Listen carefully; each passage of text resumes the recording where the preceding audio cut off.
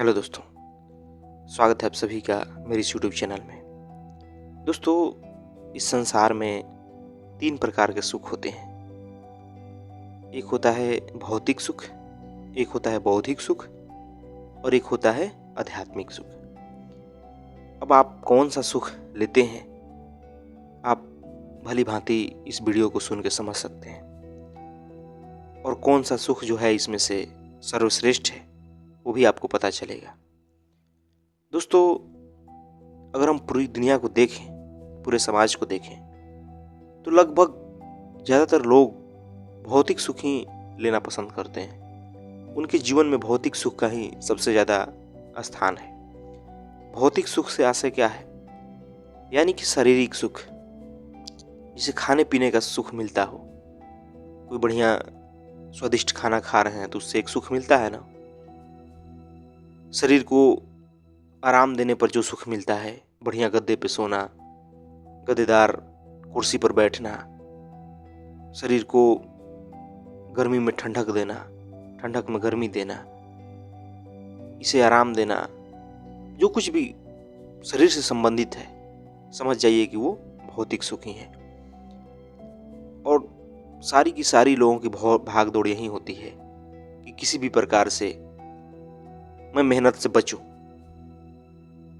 आज के ज़माने में यही थ्योरी भी बन गई है, यही सिद्धांत भी बन चुका है कि काम वही करो जिसमें मेहनत कम करना पड़े, यानी भौतिक सुख की चाह।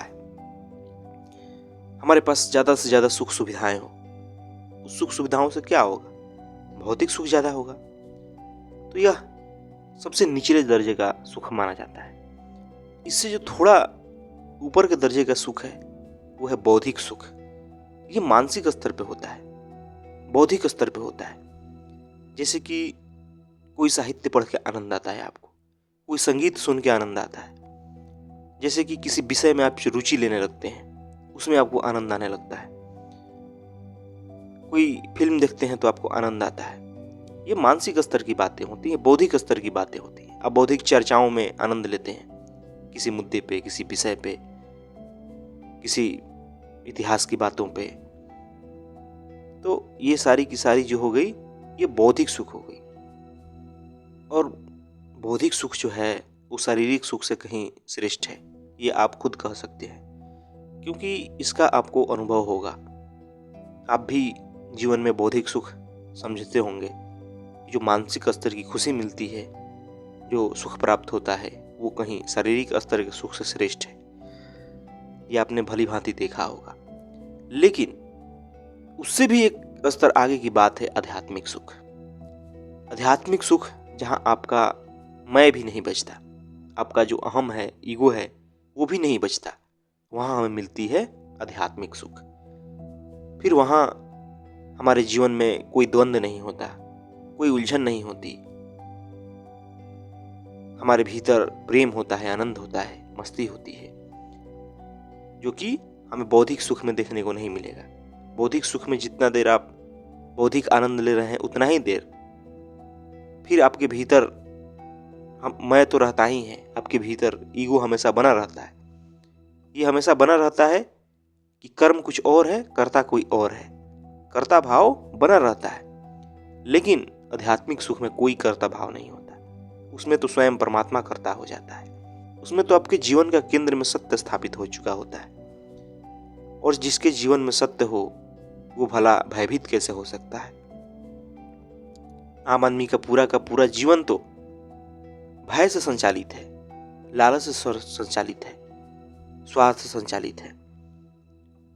और जब इंसान का जीवन भय से संचालित हो, वहां कोई प्रसन्नता, खुशी नहीं हो सकती। वो हमेशा दूसरों का गुलाम ही होता है। संसार में देखिए इस तो से, संसार में आप इसे देख सकते हैं भली भांति, अपने जीवन में देख सकते हैं। जहां जहां आप भयभीत हैं, वहां वहां आप दूसरों की गुलामी करते हैं, चाहे किसी भी मामले में। अगर आपको भय लगता है कि मेरी नौकरी छूट जाएगी, तो आप हमेशा डरे डरे नौकरी करेंगे, हमेशा अत्याचार को भी सहेंगे, दूसरों की बातों को सहेंगे। आप बोल नहीं पाएंगे, आप सच नहीं बोल पाएंगे, क्योंकि आपको भय है नौकरी के आगे, कहीं नौकरी छूट ना जाए। अपने जीवन का भय है तो आप खुल करके जीवन नहीं जी सकते। तरह तरह के अंधविश्वास पकड़े रहेंगे मानसिक स्तर पे। कहीं यहाँ पूजा करेंगे, वहाँ कहीं तांत्रिक के पास जाएंगे, कोई ताबीज पहनेंगे ताकि कोई मेरे ऊपर ग्रह ना हो, कट जाए, मेरे साथ कोई अनहोनी ना हो जाए। ये सब दिखाता है आपका जीवन डर से संचालित है। आप जो यह शरीर है इसी को सर्वश्रेष्ठ मान चुके हो, इससे आगे आप सोच नहीं पाते हो।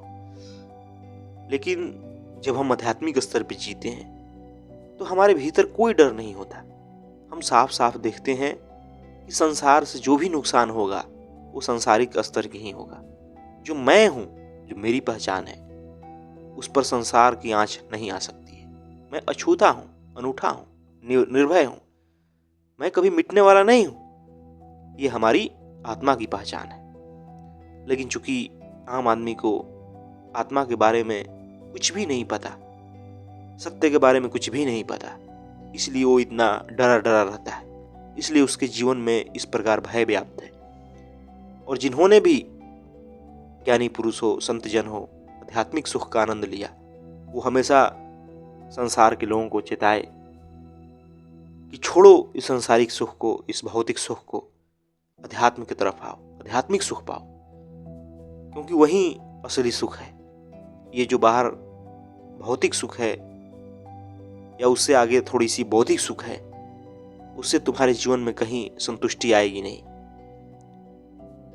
और आती भी कहाँ है।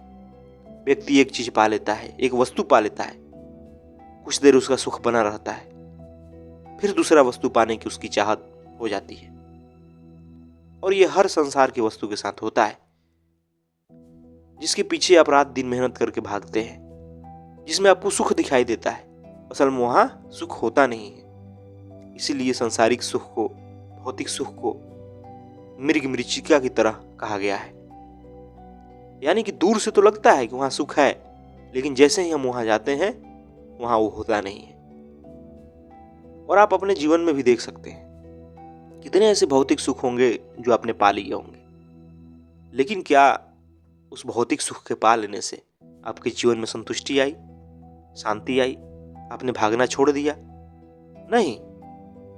यहां देखा जाता है कि बड़े से बड़े अमीर व्यक्ति भी, जिसके पास सारे सुख सुविधाएं हैं, वो भी भाग रहा है।